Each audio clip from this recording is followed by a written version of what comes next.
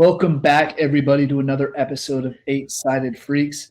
No James this week, but it is me, Jerry Walker, and Anthony Miranda as well. We're back, and we're ready to break down UFC 305. That's what happened this past weekend. We always love a good pay-per-view week, especially with some of the fight night cards we've had as of late. It was much needed. We'll be doing that. We'll be recapping the five kind of main card fights and then give our final thoughts on anything else that happened on that card because it was quite entertaining, at least I'd say so. Then we'll look at least the main event of this upcoming weekend. UFC Fight Night at the Apex. Jared Cannonier, Kyle Borralho. Not too much else as we were discussing before. This card's okay, but we'll give our thoughts on the main event and look at one or two other fights at we please. But Anthony, before we hop in, how you doing on this? What are we recording? Tuesday afternoon. I'm fine. Still kind of off. We're gonna be working the next couple of days, but doing pretty good. Hell yeah! You enjoy the fights?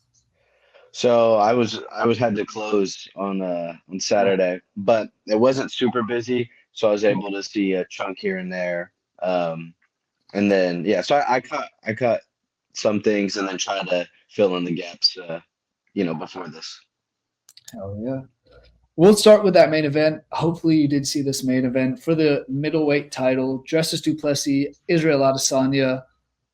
What did you think of that fight? I mean, obviously DDP got the submission win, but I guess my main thing I would ask you first is what was your scoring leading up to the finish? Like, how did you think the fight was going? so I had it 2-1 du Plessis after 3 rounds. I thought he won the first 2 rounds, and then Izzy won the third round. And I honestly thought the momentum was swinging heavily in Izzy's favor. He looked like he was landing the better strikes. He looked like he was the more fresh fighter. It looked like DDP was tiring. And then something happened, and he just got that takedown and submission. But I thought I had it 2-1, but I had a feeling Izzy was about to win the next 2 rounds in ways we've seen him do it before. Mm-hmm. That's why I was confused because some of my friends were saying that Izzy was winning, but they were definitely big Adesanya fans, so that's why I didn't know if I could trust them. But from what I saw a little bit in the first of just the striking exchanges mostly and stuff, not swaying heavily one way. The part of this in the second I saw was DDP had him on the ground. I think we believe was trying to get in a rear naked choke. That's when they were kind of up against the fence. And I thought Izzy actually did really well on the ground right there. He came, it seemed like he got close to getting caught a couple times, but pretty quickly, or semi quickly, because they were exchanged down there for a little bit, but got back up to his feet. So I was like, ooh, well, that's not, a great sign. I didn't see most of the third, but then I was able to catch that, or the knockdown leading to the submission. But overall, I would say, I mean, I took DDP. I think we discussed that the wrestling was going to be there. And that's kind of, give or take how stunned maybe Izzy was. But ultimately, it was clear that DDP had takedowns and grappling in the game plan. So he was able to get it done on the ground in the fourth, right? Yeah, that was going to be one of my questions was like, did the game plan surprise you? But it is exactly kind of, as you put it, what we talked about last week. DDP going after those takedowns. He had 4 of them, so looked good on the ground. And he looked like he was chasing submissions more than we've seen. I always think Jan Blachowicz showed the way to beat Israel Adesanya when he just kind of took him down and laid on him. This wasn't one of those times. This was one of those times where he took him down and he immediately, du Plessis did, was chase submissions and go after that and try and get it done. He only officially had 2 submission attempts, but it looked like he was trying to chain together much more often. So your point, Izzy looked a lot better than I thought he would on the ground. I thought he was kind of going to get ragdolled left and right and just completely dominated. A nice little reversal that got him up to the feet once, I want to say, in the second round. But otherwise, it was just one of those things that the pressure DDP put on him, ultimately getting him back to the cage in the first 2 rounds. And that's where I thought the tide was swinging because Izzy didn't look like he was going to be going back as much. He was the one going forward in the third round. And ultimately, du Plessis got it done. And what did you think of that last kind of, first of all, the fall that Izzy had where Daniel Cormier said, and it was all over Twitter, that Israel Adesanya pointed to the ground like Max Holloway and thought they were saying, oh, they're going to throw down, and immediately gets knocked and kind of taken down. Izzy came back and said that wasn't the case. What do you think of that whole, I guess, final segment in the fight? I didn't. I'm not sure if I saw obviously the highlights of all the knockouts and stuff, but I was caught the post fight. Like when I got to after work, when I got to the house, the fight kind of had just ended on the way home. But I did see that like stumble fall that led to it. Is that so? I didn't quite see what happened before that. Yeah, so it was like there was the stumble when Adesanya was going across his cage, and he looked to DDP and pointed to the ground like Max Holloway does, but it was more, and even at least what I thought, it was a no, I tripped. That was me slipping on the ground. Daniel Cormier in the commentary booth to me was like, always doing the Max Holloway. They're about to get ready and throw down and swing and swing, and no, that didn't end up being the case. Duplessis, I assume you've seen the finish. Got him with Mhm. a nice right hook, it seemed, and then took him down, and that was all. That was it. Yeah, I'm sure that was just DC, they're trying to get that other moment. But it's that I mean Max is Max too, but specifically that Max versus Gaethje, I don't know if that could be replicated again. And that's based off the five, because that was, at the bell, but that's Yeah. based off the 5 rounds that happened before that too. But Oh I yeah. did want to say one last thing was that I did hear too, trying to fill in the gaps of some of the stuff that DDP looked tired and it looked like he was tiring. I just think, I just think that's him though. So I don't know. I mean, he continues to look so sloppy at times in every single fight. It doesn't matter who the opponent is, but I just think he continues to show that he can get it done and that style works for him. So I don't know. It sounded like, and from what I saw, Izzy gave a better account of himself. But I don't think it's not a crazy thing to say that obviously is probably not at his peak, at his prime anymore. And so I Mm. don't want to take that away from DDP, but I'm saying like, I think that just could be where Izzy's at now because he was looking good in the striking exchanges and stuff, but maybe it's tough for him to maybe some of the damage is too much anymore. If he's been getting hit by shots that used to not affect him so much, and to keep his style going for 5 rounds. But overall, I mean, it's tough to. You brought this up. I thought this was an amazing point. With DDP now beating Adesanya, he has now beat Whitaker and Adesanya, and I believe you said there's not a single other fighter that's ever done that. Beat both of them, right? Yeah.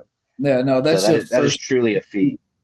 and it's crazy, crazy thing. And I'll bring that back up when we get into like what we want to see next and all. But was there anything you wanted to see from Adesanya differently in this fight from what you saw that you think might have helped change it? Because I think he did the best he could, and it just didn't seem like there was enough there. Um, I don't. Yeah, there's not. As I said, I would love to have been able to keenly watch like the whole fight, but from everything I've seen, I don't. I don't know what necessarily other fight, even maybe you want from him, but what other fight did you think he was gonna fight? That Yeah. is Izzy right there.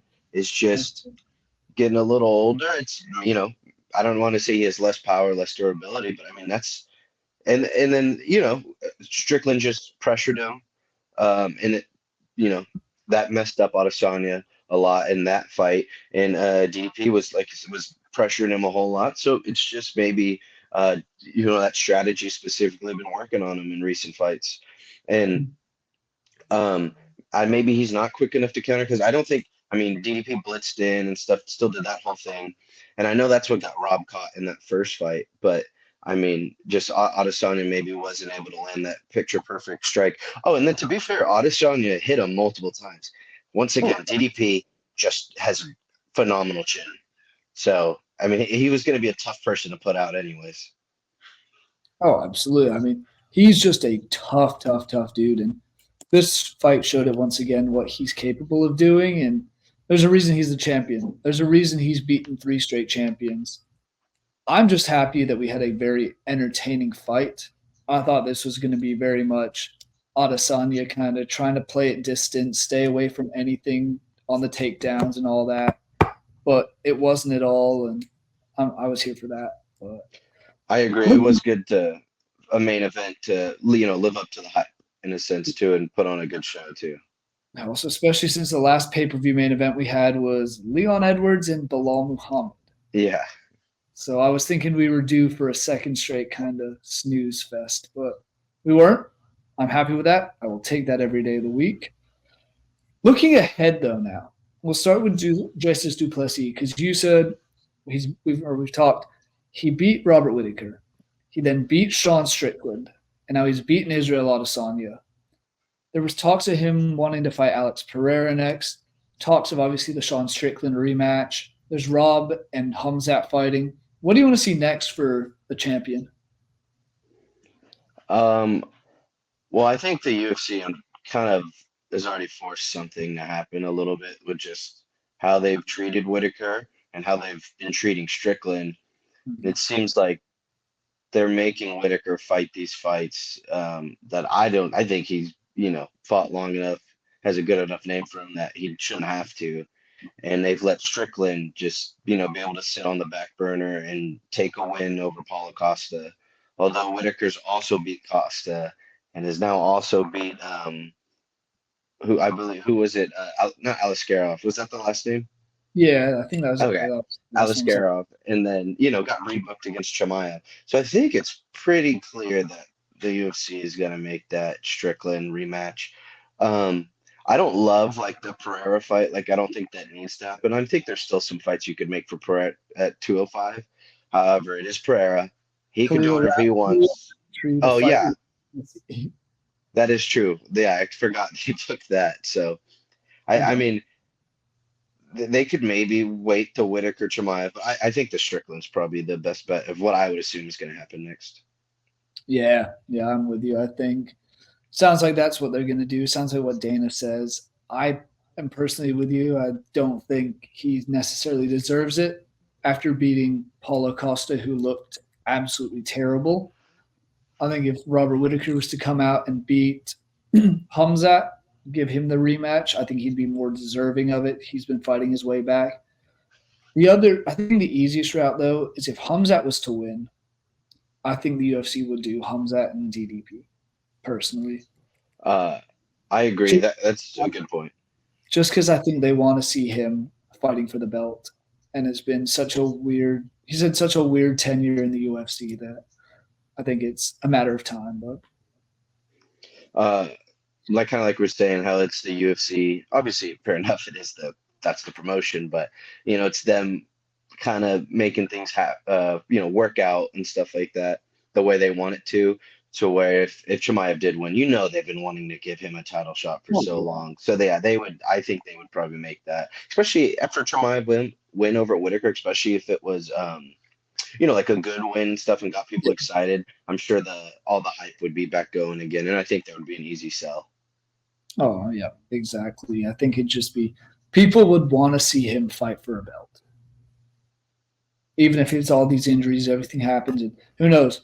For all we know, he might not make it to fight day against Robert Whitaker for a second time. Or even, make weight. Yeah, exactly. It's just there's always a hole. There's always something with Hamzat, one way or another. But look at the other side of things. Israel Adesanya. He's now lost 2 straight. He's lost 3 of his last 4. What do you want to see from him next? Because I have some idea of what I want to see, but I want to hear your thoughts first. Okay. I don't my main one, for some reason, the name that I would like to see Imavov. Okay. That would be one of mine ones because I thought that Jared Cannonier fight was pretty entertaining. Early stoppage, I believed. But I mean, Imavov got him good because I think Imavov was losing. Can't remember if it was the 3rd or the 4th round. But I think I remembered Cannonier was looking pretty good. I want to say I had him winning more rounds than he was losing, and then Imavov caught him. And I believed it was a little early stoppage, but not entirely mad at it. And I think that could be a fun little striking matchup too. So that would be because I assume he's not going to get the Strickland. You're not going to want to put against Whitaker necessarily with those 2 names. So I wouldn't mind an Imavov fight. Yeah, I like that Imavov shout. He's fighting Brendan Allen at the Paris card, but give Izzy the winner of that one. I like that shout. Otherwise, yeah, my other one would be maybe the loser of Hamzat and Whitaker, but at that point, why not just wait for the loser of the title fight if it is DDP and Sean Strickland? Dude? Yeah, it's funny. It's kind of at the log jam again, where with Yep. Izzy being almost beating everyone, Whitaker almost beating everyone, which was the normal thing. But now that Strickland and DDP have also kind of put their names in there, they've also beat a good amount of people now. So you're kind of stuck in that, that triangle or what is it? Like was almost four fighters now, where you kind of they got to keep fighting each other a little bit, unless finally one of those newer names break in. Maybe we'll see with that Imavov Allen fight. Yeah, that'll be interesting. And I mean, I don't know if you saw the Allen news over this past fight weekend. I think he was in Vegas at some boxing, and he got into a fight with Marvin Vittori in a casino. So maybe that's a fight that'll be in the future. Because that's Yeah, another. good. We have him just there. Jared Cannonier's fighting this weekend. He's ranked 5th. It's a very weird top 7, 8 of this Yeah, division. that's tough too, because even like I like Cannonier too, and oh, I mean, I guess that's actually for Borralho. That would be a huge win, and that would put a fresh name. Because I was Yeah. to say, Cannonier has lost to Izzy, lost to Whitaker, and beat Strickland already. So I mean, that's 3 out of the top 4 right there. Yeah, it's a very funky division, I'll say. Yeah. Put it the least. Do you have any final thoughts on this fight and the main event of UFC 305? Um, I guess for when it was first building up and everything, it seemed like, there was a huge amount of hype and all that stuff. And then I think it just took too long to get made and the hype kind of died out. Um, so I don't think this fight overall was once what it could have been, Hmm. but I think it was a rightful end to that little chapter, and I think it produced an overall good fight. So Yep, I agree with you. And I guess I just do have one more question. Were you surprised to see how they embraced each other after the fight? Did you think it was going to be all hostile? Because like these guys talked the talk and went after each other in a very, very crazy way, just to be like, oh, we're buddy, we're not buddies, but like hugging it out, shooting the shit with each other. It seemed. a little bit, but I just think, some people always try to sell fights and stuff, and that's so sometimes selling those fights can get a bit weird, although it could be entertaining. I think Izzy's a little corny in a sense too, so I Did think, you? Yeah. and Did I you? think DDP is also someone that doesn't. I mean, he's good at getting under people's skins, but I would say trash talking isn't his expertise. So Did you see Izzy's thing at the after his post fight interview? He's like, "Oh, I'm not leaving." Uh, the, I the did whole see that. Wolf of Wall Street thing. I was like, dude, no one really cares right now. You lost. Yeah, I mean, that's an Izzy thing to quote. So I just, yeah, overall, I mean, it was good. I don't want people, if they don't really have real issues, no reason to be beefing and doing Yeah, all that stuff. So overall, I mean, it was fine. Like I said, I think it was a good end to the chapter and everything. agreed. Meanwhile, in the co-main event, I think a new chapter's opened up, especially for the winner of Kai Kara France. It was in the flyweight division. Number 4 ranked Kai Kara France took on Steve Erceg, now ranked number 7 after his honestly impressive title fight against Alexander Pantoja. What did you think of this fight? Did you see this fight, and did you see the finish? I did. Well, I got to see it, and I think I got biased. I had some recency bias because I feel like on the pod, as much as when we do talk about flyweight, we've all been big Kai Kara France fans. Mhm. And I think he just hadn't, which we always talking about too, wanting to see him fight again, wanting to see him fight again. I think it was too long, and I got distracted by Erceg because I mean, I just missed that one. I took Erceg pretty quickly, and I was like, oh, Kai Kara has a chance, but never gave him enough credit. And oh my God, he got it done. And then, of course, I think, as soon as he flatlines him in that first round, they were like, this dude has like 8 first-round knockouts, or it was like 13 or some crazy number. 13 fight, 13 first round knockouts for a flyweight is unheard of. Uh-huh. So props to him. That was no, that was an amazing knockout. And um, kind of like we did discuss though, we knew how good he was, and so we were saying, thank God the flyweights finally got a co-main event, so now everyone can kind of see how good. So I thought it worked out perfectly in the sense to hopefully for that next division and maybe the next title fight that happens. Oh yeah, I mean, we'll get into that next title fight because I mean, I have my opinion on it, but that was just a beautiful piece of work by Kai Kara France to kind of get the punches going and just eliminate Erceg. Erceg's taller. He's got a longer reach. Probably a little better on the ground. His boxing might be a little crisper at times. This on strictly paper, you look at style for style, attribute for attribute, Erceg might be the better fighter. But that's not what happened. He didn't have the dog in him that Kai Kara France had, which to me was surprising considering he's from Perth. The fights were in Perth. He was in front of his home crowd. I thought he was going to put up more of a fight and make this more of a brawl, but hey, this just shows Kai Kara France. And I'll go back to it. The Amir Albazi fight, he won that fight. Yeah. Had he been given the win of that fight, he would have fought for the belt already. Instead, he lost that fight. Amir Albazi hasn't done anything since that fight. And here we are.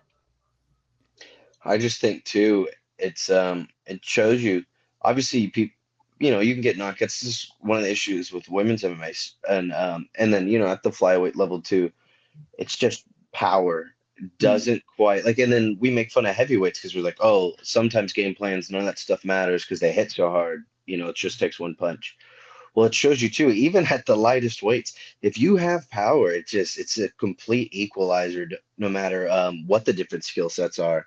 And I would agree, like Erceg at times just shown crisper boxing. I know they were talking about his footwork, but Kai Kara, through the left first, kind of swatted the hands out the way, through the right hand, got on a lean, and then came over the top with that left overhand. And then that power. And then obviously great finishing instincts. I don't know how tough it was going to be because Erceg seemed pretty good just off that overhand, and then got on top of him. Quick day in the office.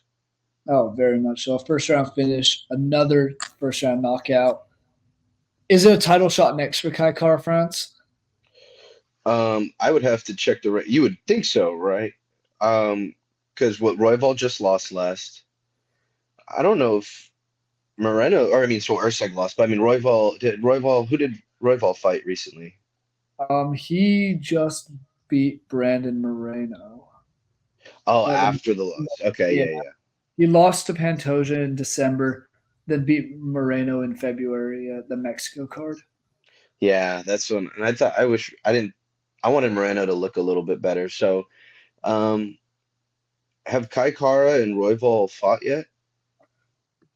I do not believe so. If they did, it was probably a while ago. That's a fun fight. Yeah, however, in September of 2020, Brandon Royval won by submission okay. with the guillotine.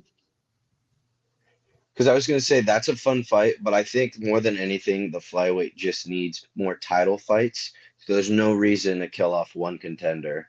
And I would probably just say I would be fine with a Kai Kara title fight.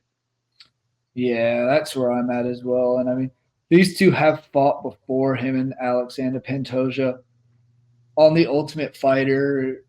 Well, I don't even know what season it was. Season 24, I believe, of the Ultimate Fighter. They fought each other in the early ons, and Alexander Pantoja got the win there. I think this would just be a fun one. Go full circle. Give us something new, because you also have to look at it from that side of things. Who else is Pantoja going to fight? He's not going to fight Royval again after he just beat him. Sure, he beat Moreno in between, but that was that. Can't fight. You need another win. Yeah, and he's already beat Royval twice as well, is the thing. Mm-hmm.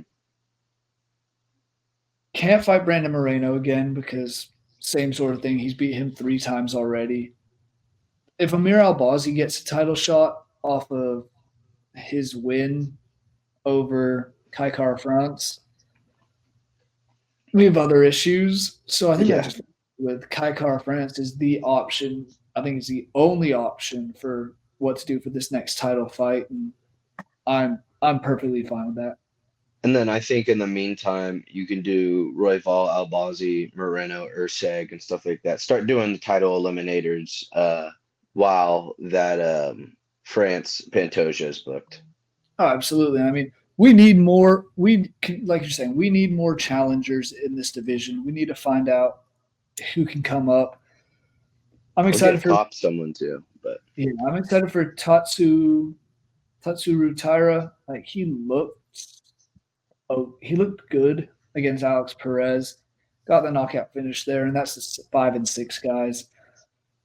Manel Kopp, he's still in this conversation. God knows what's happening with Muhammad Mokaev. I've seen rumors now that he wants to come back to the UFC, fight for really, free.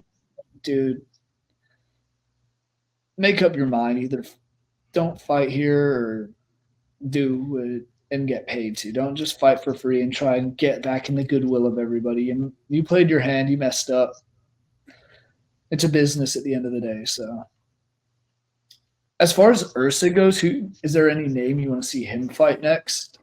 I'll just book, literally just book him with someone, kind of like just like the Royval, Albazi, it's just someone above him. Like I said, just title eliminators. Start trying to build up maybe a number one contender again. But Would you just do? Oh, go ahead. no, that was it. So, would you do Steve Ursig and Manel Kopp, both coming off losses against guys in the? I mean, Makayev was in the top 5 when after that fight, but is that a fight that would? Um, I it would. I think so. I think that would be a fun fight. I because I still believe it's not like the guys up top like Moreno and Roy, but it's not like they're old necessarily. They're just also coming off losses. So yeah, I think you could still book that fight, book Cop and Urseg, and yeah, and then whoever wins that maybe just has to win one more, and if, depending on what name they get specifically. But the Uh, only other thing besides that fight is also they need to put it on a main card, yeah, ideally. Or yeah. yes, they do. We need more flyweight main card fights. I don't care if it's unranked guys, ranked guys on fight nights. We need more of this to get the division actually growing. Otherwise, it's gonna go the same way it has done for a while. The next fight we're going to talk about ended up being fight of the night, and I think it was very, very deservingly so. Mateus Gamrot, Dan Hooker. Dan Hooker got the split decision win. I think that's in part to being in the part of the world he was. But what did you think of this fight? Because it was a Oh, brawl. so I this is about my extent of the fight. I heard that first round was amazing. Because some of my friends showed up to my work and they were watching it. So they checked in, that first round had finished, and they were like, oh, they both got rocked. It was insane, like just straight firefight. I got to watch like the first minute and a half of that second round, and it seemed like Gamrot was just wrestling him. And I was like, okay, this is more what I expected. Like, he's gonna win his little split decision after getting hit. Um, and then in the third round, though, I got to watch a good amount of that one, and striking exchange. No one like overtly winning. I thought maybe Hooker was winning a little bit more, but then I saw Gamrot chase takedown after takedown and never really got one. So I could understand from the parts that I saw how it was a Hooker decision. Yeah, absolutely. I mean, I thought I had it 2-1 Dan Hooker. I know I was talking with friends who had it 2-1 Gamrot. It just seems like Hooker did more damage on the feet. And when Gamrot got him down, he didn't do much damage. He just seemed to kind of want to lay on top of him and all that. And it's one of those weird ones that I thought it was a very fun fight. Anytime you get Dan Hooker fighting, he's going to just go balls to the wall. I loved his call out at the end. He was like, I don't care who I fight. Give me McGregor. Give me the BMF. Give me anybody. I'll fight anybody anywhere. And you surely will. And who knows? Yeah, I think, Hooker, his style, he doesn't really have boring fights. So No. he's always fun. And Gamrot, although his style is straight split decision winning, there could be interesting at times and fun. So I just think what a win for Hooker. I had Gamrot and stuff, and I didn't really think twice. Probably should have, because I was just going to take Gamrot by split decision or by unanimous. But I mean, for the people that think Gamrot won and stuff, the only thing I would say is you can't you can't try to win a split decision every single fight. It's not going to happen, and that's not even off of it being close and you generally losing. But sometimes the judges will even if you did think you won that split decision, the judges eventually are going to go the other way too. Yeah, absolutely. It's one of those weird ones. I mean, and yeah, you never know. You cannot leave it in the hands of the judges. It's one of those things that we've seen the UFC judges mess it up time and time again. So we'll see what happens. Or, I mean, take a quick second. My Wi-Fi is buffering, so I'm gonna go quickly check the router. I will be right back. No worries. Sorry about that, everybody. It's been just acting real funky all day. I don't know if I'll just talk, but the other thing I would say that we always like to joke about on this podcast is that Gamrot Sarukian fight, which is now about, I don't even know how old, multiple years old. We all believe here that Sarukian won that fight and Gamrot lost that, but obviously the UFC and the judges, they gave it to Gamrot. So in a way, if this fight was truly that much of a robbery, I think it finally kind of evened out here. But what are Gamrot's last fights? Let's see. The Jalen Turner fight, close decision. Yeah, the Armin close decision, and then now this one. So either or, it was gonna come back to get him eventually. I will say I was surprised that Hooker looked that good though. For someone who thought was just almost about to take the gatekeeper role to get a win like that. We'll see who he gets matched up for in his next fight. I'm sure me and Jerry will discuss that. But what do you think, Jerry, for Hooker's next fight? So I said it in the chat. The one that would just be so much fun. I don't think it's the right fight. I think he'd probably get whooped. But him and Max Holloway would be very, very entertaining. Obviously, Max Zillia next. If he wins that, obviously he'll be the champion, and who knows what's next. But if he loses that, he still has every right to be a top-ranked lightweight fighter. After his knockout of Justin Gaethje, he's currently ranked what, ninth in that division. Dan Hooker's jumped up to fifth. So maybe that. Otherwise, like Charles Oliveira type. I don't know if I want to see him go after Gaethje or Dustin Poirier. Maybe Poirier, but Oliveira is the one that kind of stands out to me for Dan Hooker next because he's Oliveira. jumped up. Or even if Michael Chandler decides he doesn't want to fight Conor McGregor, or I guess haven't they already fought? Did they already fight? Yes, that was Michael Chandler's first fight in the UFC, but it was over quick. Hooker got caught in like a minute 30 with one of those overhands. Yeah, so maybe, I mean, shit, why not make that rematch if need be? Because Michael Chandler's not fighting anyone else at the moment. Yeah, exactly. I don't disagree. I think that was such a fun fight on paper that unfortunately got, cut short with Chandler landed pure. But like we were just joking about too, like Hooker, you could pick any name and it'll sound like a fun fight.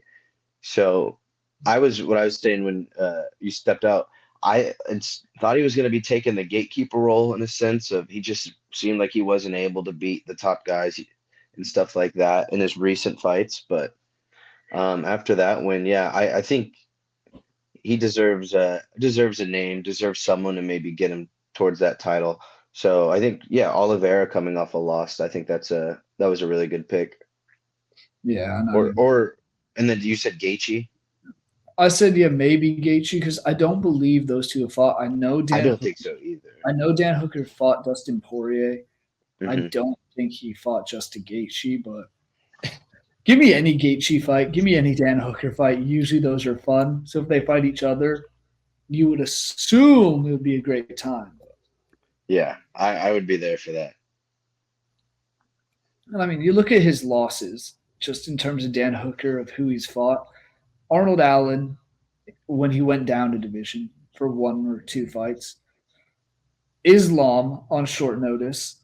Michael Chandler and Dustin Poirier. Those are his last 4 losses. Not bad names to have on your resume for losses. And he's now bounced back after losing 4 or 5.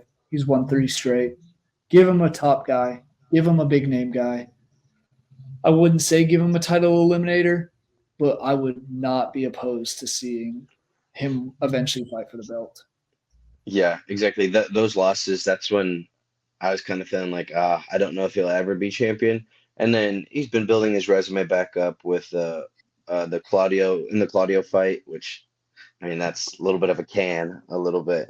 And then he beat Jalen Turner, but it's like, okay, well, that's a fight you're supposed to win. And then now after this huge Gamrot upset, though, I think he's right back on track.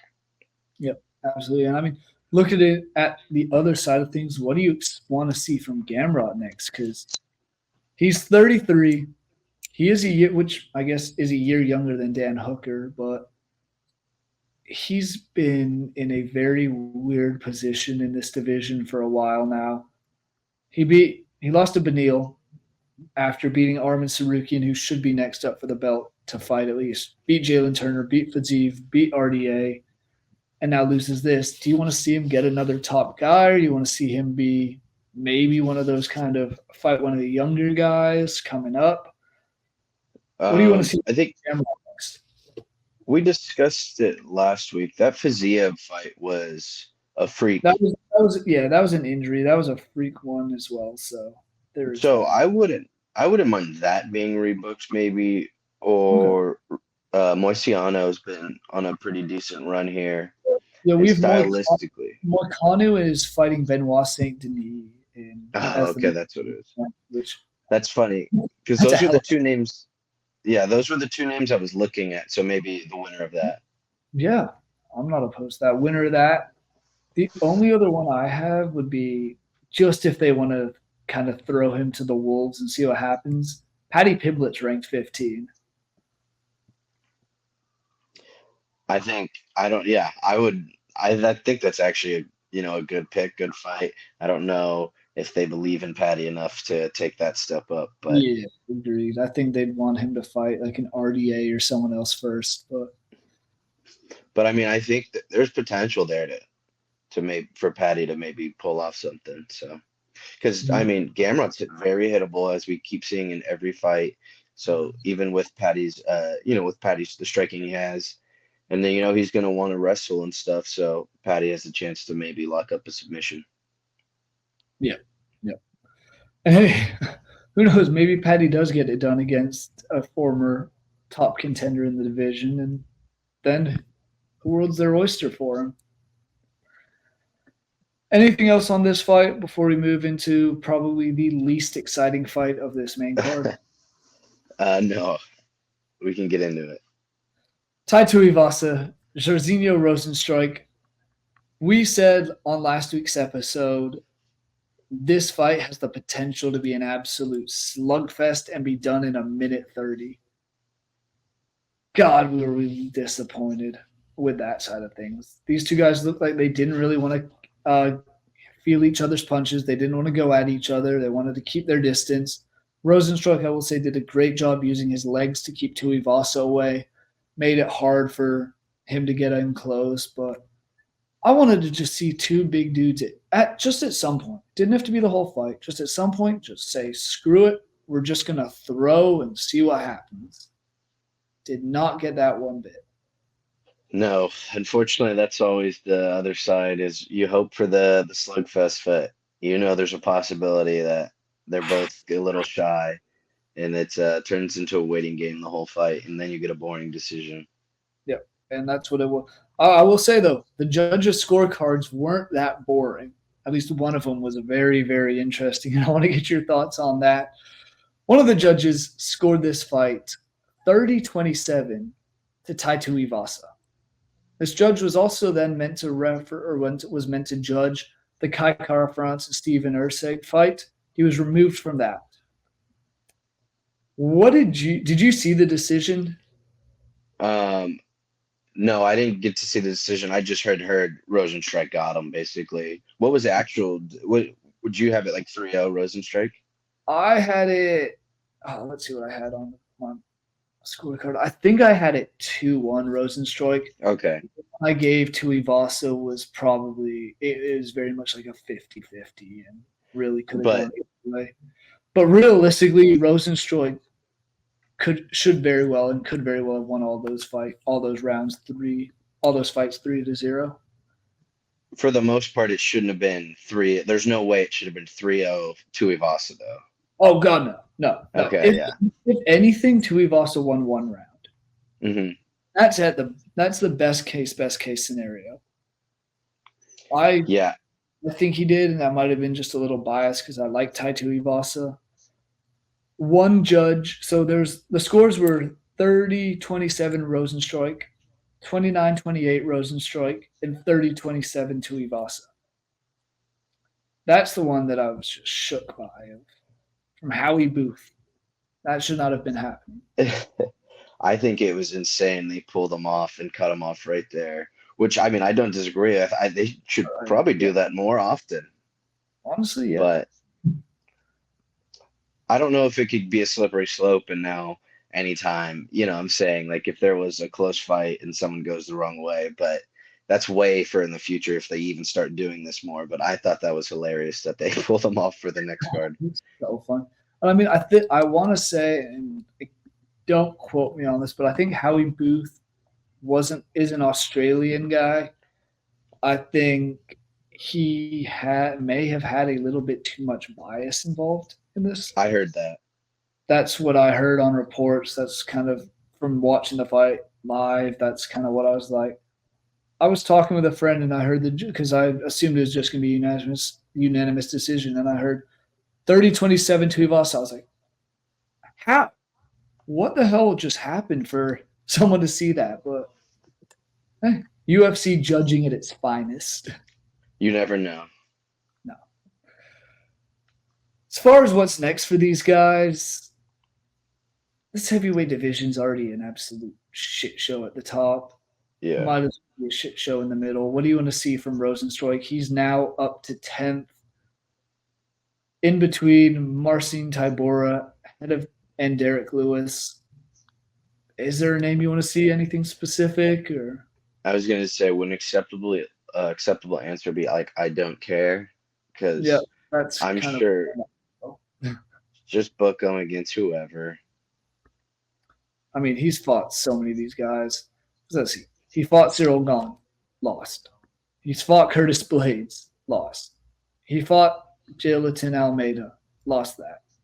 He fought Volkov and lost. His wins recently, before Tuivasa, were Shamil Gaziev, who I don't even know if he's still in the UFC. Who quit? Yeah. Yep. He retired after the fourth round.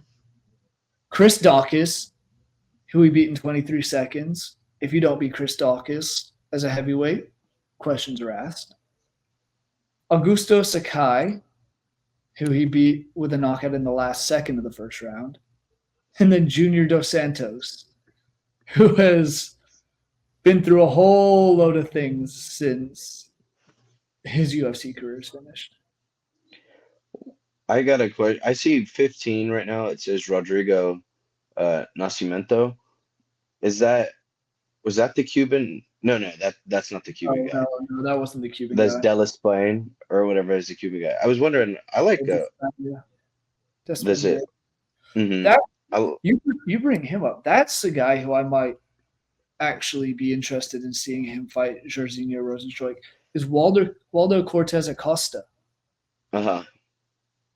I wouldn't be opposed to seeing him fight one of these two guys. That's where I was going with that. So yeah, I wouldn't, because get a fresh name in there, and I actually like him. I think he's good. So yeah.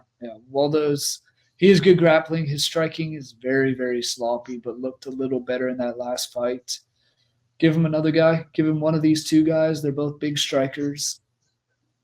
I'm not sure how long left we have with Tai Tuivasa. He's pulling the Max Holloway, or not the Max Holloway, the Tony Ferguson card. He won 5 straight. He's now lost 5 straight. I'm amazed I guess he is still ranked. He's at 13. Is there anybody you want to see for him next, or just same sort of thing if you just don't care?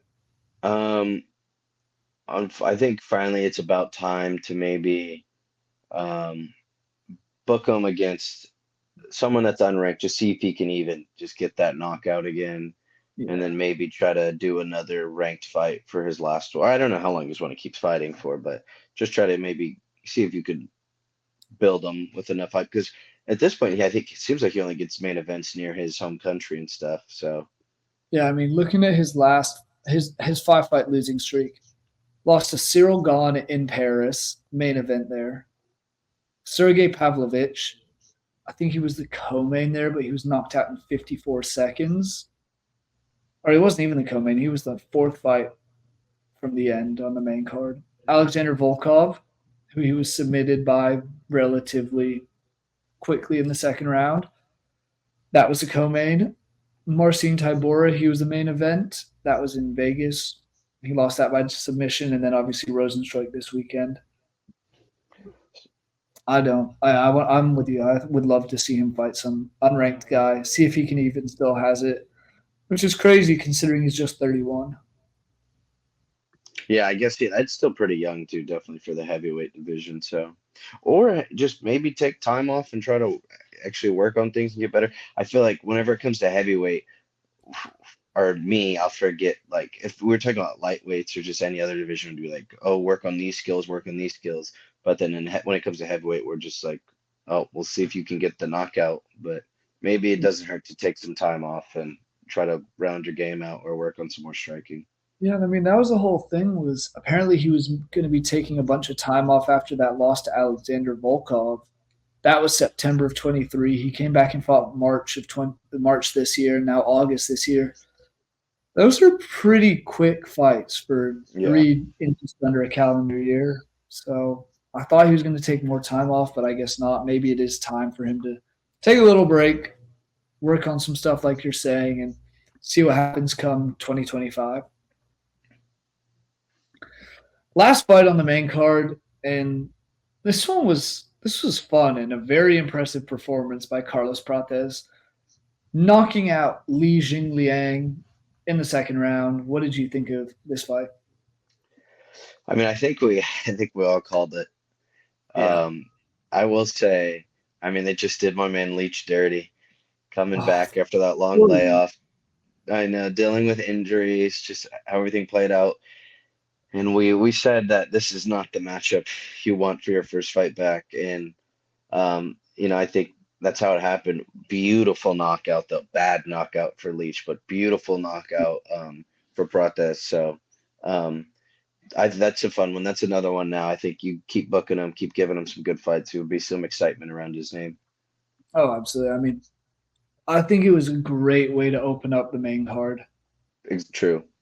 This was a very fun fight because the Leech had his exchanges and he looked decent in some of those counters. And it just at the end of the day, Prates was relentless.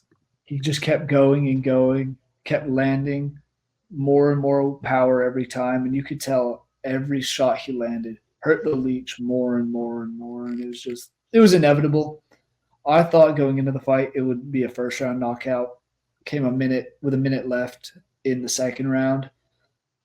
You said you want us to see Prates keep getting these higher up guys and just kind of keep building his way up. I like that shout. Do you have any names off the top of your head? Because I really don't. I don't think he's ready for a ranked fight yet. But Okay, perfect. So that's about where I was at. So it's like I wouldn't want to just pick a 13, 14, 15th ranked fighter.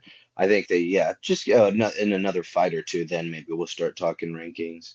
hmm, But for right now, just hopefully keep giving them good fights. Um, you could do strikers, or I don't know if you want to test them against a wrestler and all that stuff. But I think, you know, any unranked guy, just hopefully it's a good name and a good fight. yeah, very much so.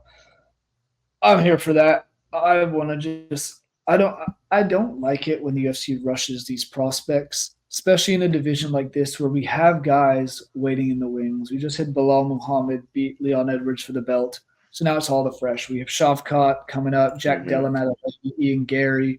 We have Sean Brady and Gilbert Burns fighting soon. So there's all those guys. Joaquin Buckley, I want to say is fighting Wonder Boy.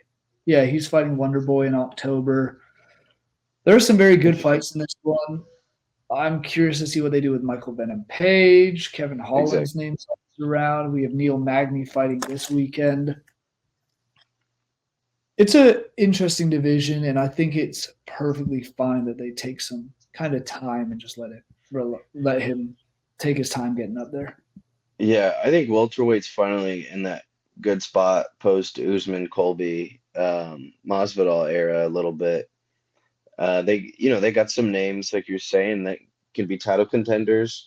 They got prospects in the wings right now, or making their way up, fighting for that. And then they still have a couple people that aren't too old yet, like a Holland and MVP a little bit. But I still big Jeff Neal guy. You can make a fun fight with that name, like with those guys at any time too. So it's actually Well, a pretty decent outlook for the welterweight division right now. yeah, it looks pretty solid so far. So it's about as good as it's been for a while in this Yeah. division. See Kamaru Usman running through everyone. With Leon Edwards just fight Kamaru and Colby, and Bilal was sitting there bitching and moaning the whole time. Finally got his shot. All respect to him. Wish Leon had won, but hey, that'll happen. Final thoughts? Is there? We've gotten through these five main card fights, but there were a whole load of other fights going on throughout the card. Is there anything that really stood out to you? Any fighters? Any fights that you want to throw some love to? Well, I did get to watch the prelims. So, because I had those on at the big TV. Um, Luana Santos lost, but overall, I thought that was a decent fight. I knew Casey O'Neill was a pretty big step up for what Luana's been fighting. So, overall, I thought that was a good fight. The Culibao Ramos fight ended up delivering enough. That was also entertaining. And then just your quick thoughts if you saw the Tafa Walker fake, tap. So I will say when I was watching, there was no sound on the TV. So the whole time when I'm watching it, I'm like, how would you even think that was a tap? But then from what I've heard, there was a loud scream and everything. And is that what kind of influenced the ref? I think it was the vocalness of it, of him screaming, and it sounded like he was in pain. And I don't think Tafa would have done anything. I think he would have lost the fight in the second round either way. Valtteri just looked so much better, and it's one of those ones that I don't really care that they may have stopped it early.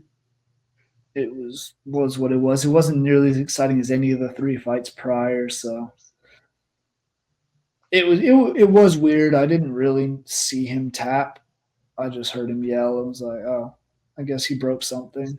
But that was my initial thought. Was I thought he snapped something or something broke or popped, and he was just in pure pain. But guess not. Yeah, I mean, there wasn't, I think we kind of discussed this too, leading up to the card. Well, we were happy with the main event, or sorry, the main card.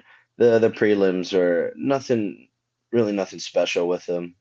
It didn't seem like there was a whole lot of effort put into the prelims, so No, it seemed like it was a bunch of Aussies and Kiwis just to kind of fill out the card and give the people something to watch. understandable. Yeah, Rightfully so. Two things I want to point out: impressive performance by Song Kenyon. Did you see that? I guess hemoglobin on Ricky Glenn's head that in was that that. fight. Yes, I did see that then. That Because was I was gonna nasty. say he kind of just worked him though the whole He, time. yeah, he just dominated that fight. Looking at the strikes, 113 to 67, pure domination. Significant strikes were 87 to 40. This dude was just piecing up Ricky Glenn. And Yeah. we've seen it happen quite a few times now. But the other one I want to show love to, because I really enjoyed watching him fight, Jack Jenkins is a dog. He has that dog in him. He came off into this fight. He came off a loss against. Oh, who am I blanking on? Who did he lose to? I'll look at it. It was, but it was Oh, It was Chepe Mariscal, who just fought like last weekend, I believe. yeah, that's right. It was one of those ones where he just got caught and just rocked him. It was what it was, but I like Jack Jenkins. I think he's very fun to watch. Opposite side, I cannot stand Herbert Burns anymore.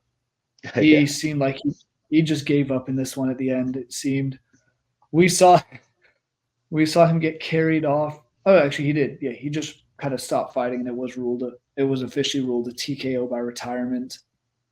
We saw him get carried off by his brother Gilbert in one of his last fights as well. This is the second retirement in his last 3 fights. He was also deducted a point for a groin strike for repeated groin strikes in his last fight where he's knocked out. 4 losses in a row. It's time. Doesn't mean I can take anything away from Jack's performance. He looked very strong, and I just thought that was a fun fight. Yeah. As fun as a fight as it could have been with, like you said, not to try to kick someone while they're down, but Burns wasn't giving him too much to work with in those later rounds or No. as the fight was going on. It was getting, yeah, you was seeing it was less and less, getting up slow every time and stuff. And Pretty much. And that's it. Do you have any final thoughts on the UFC 305 card before we take a look at this weekend's fight? yeah, I would just say I think it was a success. It delivered night of fun fights. I think a few highlight moments, highlight knockouts, some good fights, a couple duds. That's as is life as a UFC fan. But overall, I think it was a good card. Yeah, I'm with you. I had a great time watching it. I thought it was very fun from the opening fight, which I think finished in a submission.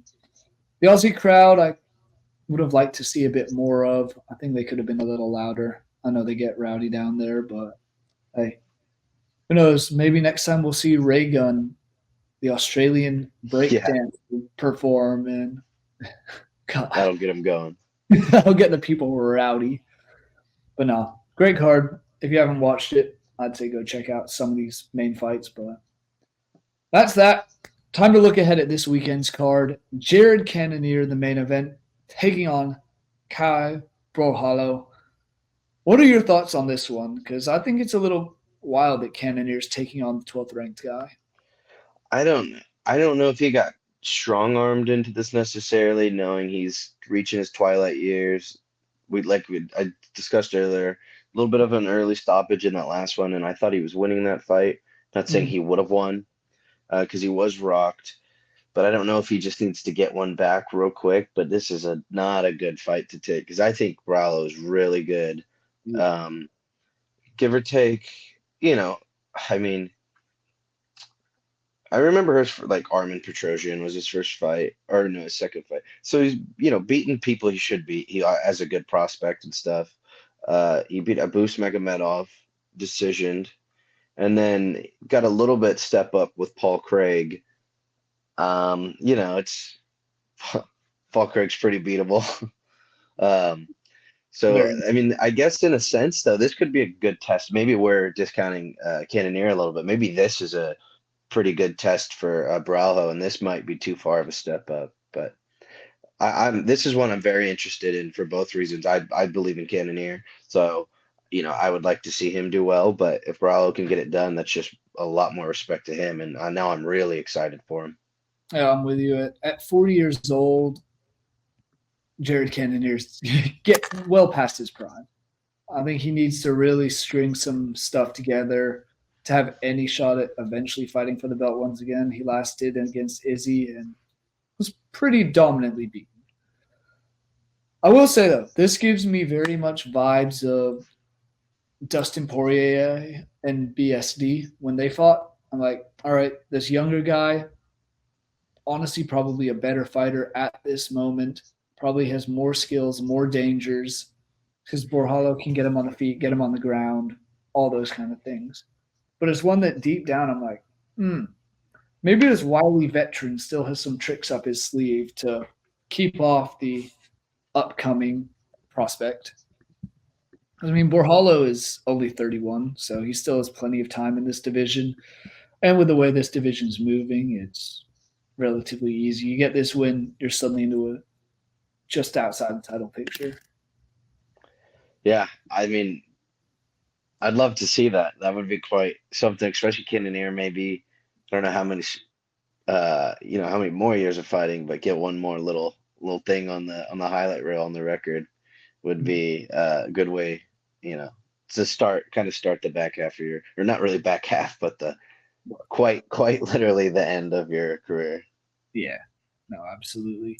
Do you have a prediction in this fight off the bat? I know it's still only Tuesday, Only so Tuesday. our Yeah. James will be doing our predictions and previews as well as best bets for this upcoming weekend. We'll get all of our picks in. So I have no idea which way this is going at the moment. It's still I need to spend more time watching some film and just checking these guys out more in depth, those because it's been a while since both have fought. Yeah, I'm trying to look up the odds too real quick. But I would definitely probably leaning Borralho. Yeah, the Uh, odds on the UFC website, which I think is usually what it opens at, okay. Borralho is minus 205. Cannonier is plus 170. hmm And let me see if that's And changed at it all. has, so What's he now got? it's looking more minus 225 and plus 185. So it's gone a So little bit. it's gone a little more to Borralho's side. Outside of this fight, I will say there's a good ranked fight between Angela Hill, Tabitha Ritchie. I mean, doesn't play too much in the women's strawweight division, number 9 versus number 11. We also have the two Ultimate Fighter season 32 title fights. One half we have ready. We have the middleweight fight, which is Ryan Loder against Robin Valentine. I haven't watched as much of Tough this season as I would have liked to, so I can't really speak on these two guys. But outside of that, they'll also have the featherweight title fight. We know it's Kano Fili will be fighting the winner of Zygmontis Ramaska or Marion Santos. That fight will be on Tough tonight. This says we are recording Tuesday afternoon. That fight will be tonight on or tonight's episode, so we'll know by the time this episode comes out. But be a little too late for that.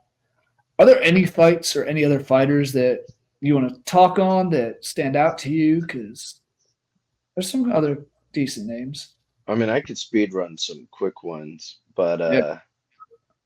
so yeah, the Angela Hill fight was one of them. The Michael Morales, Neil Magny, Morales has wins against Jake Matthews, Max Griffin so far. Two respectable names to me. I actually think both of those fighters are pretty good. So I think Neil Magny's a pretty decent litmus test. Even though he's getting a little older. So we'll see just maybe how legit he is there. That could be a good little stepping stone for Morales. Or Neil Magny, like he's done in the past, maybe can be a tricky fight for some prospects if they're Hmm. not quite ready. Um, Edmund Shabazian, Gerald Mearshart. Mearshart usually kind of has decent fights. He not that he wins all of them, but he's hittable. He has good submission games, and he's down to strike. So that I mean that can be a fun one. And obviously Shabazian hype train completely derailed, and now he's been building it back up more recently. So I think that, to be fair, is another kind of fun fight I'm interested in. Um, I mean, just quickly on the Shabazian side of things, look at the three guys. He lost 3 fights in a row. He was 11-0 and then lost 3 straight. Lost to Derek Brunson and back in 2020. So that when was like Brunson prime was Brunson. in his prime. Jack Hermanson in 2021, who he's still out here beating top prospects, so can't take that away. And the now ranked number 4, Nazardine Imavov. Those are not bad losses to have on your resume. It's honestly pretty impressive. And he's only 26. So when he took that Brunson fight, he was 22. hmm I wouldn't mind seeing him kind of get back to ways. And I think this is a very good chance or a good one to try and make that step back. It's nothing against Mirsch, but he's a one trick pony. No, exactly. And I think I just like what he's been knocked out. He's actually got a knockout and a submission. I've seen him in a long, firefight one of the times, even though his striking's not the best. He's someone I kind of enjoy watching. He puts on entertaining fights. So yeah.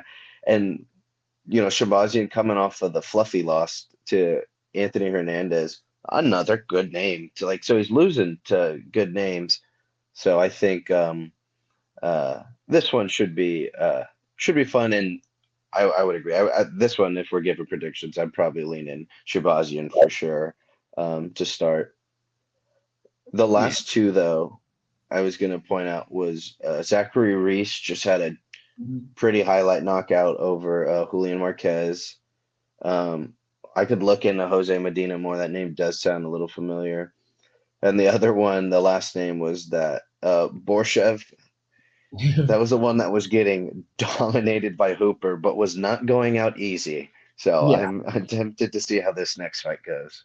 Yeah, and he's the favorite in that fight, so Is he? Okay. who knows what's going to happen. But I like that shout of Zach Reese. That one should just be like I said, like you said, I also don't know much on Jose Daniel Medina. I think he might be Oh, making I think this is his UFC debut, I think I'm seeing that right now too. but he's 8 wins by knockout, 2 by submission, 6 first round finishes. Meanwhile, Zach Reese's 2 UFC fights have both been done within the first minute and a half of the first round, both knockouts. This is the potential to be a very, very, very fun scrap. They could see some major violence and fireworks. Overall, I think it's looking like it could be a decent little fight night. It could be. I think it's one that we've talked about in the past. There are fights that have the potential to be very, very entertaining while not having that much importance into the whole realm of things at the moment. Yeah. Even the main event, Jared Cannonier wins. He's still waiting behind everybody else top that middleweight division. Kai Borralho wins. He moves up, maybe fights Izzy. That's one I could see. But at the There's not same going to time, be an immediate impact yeah, or title implications. only ones that have immediate impacts on anything will be the 2 Ultimate Fighter finales. Hey, you get a contract, you get 6 figures. Hell yeah, you're fighting for your life, fighting for your career here. So here we go. Any final thoughts on anything? I know there was some news that came out this week in terms of a title fight, but we might save that for next week. Unless you want to touch on it very briefly, because next I week think we could probably save it for next week. Yeah, because we have a week off from fights. We have this card, then a week off. So I think we should save that fight news for that. Anything else? Any final thoughts? No, I think that was everything. Yep, I think we've kind of covered it all. Thank you guys for watching. Make sure you stay tuned for best bets and the previews and predictions by James this upcoming weekend. He goes into a lot more depth in terms of fighting styles in those than we kind of managed to on the shows. Also, make sure you click that subscribe button so you don't miss any of our 8-Sided Freaks episodes, because if you're still watching, you care about the UFC just like we do. So thank you guys for watching. We'll see you guys next week.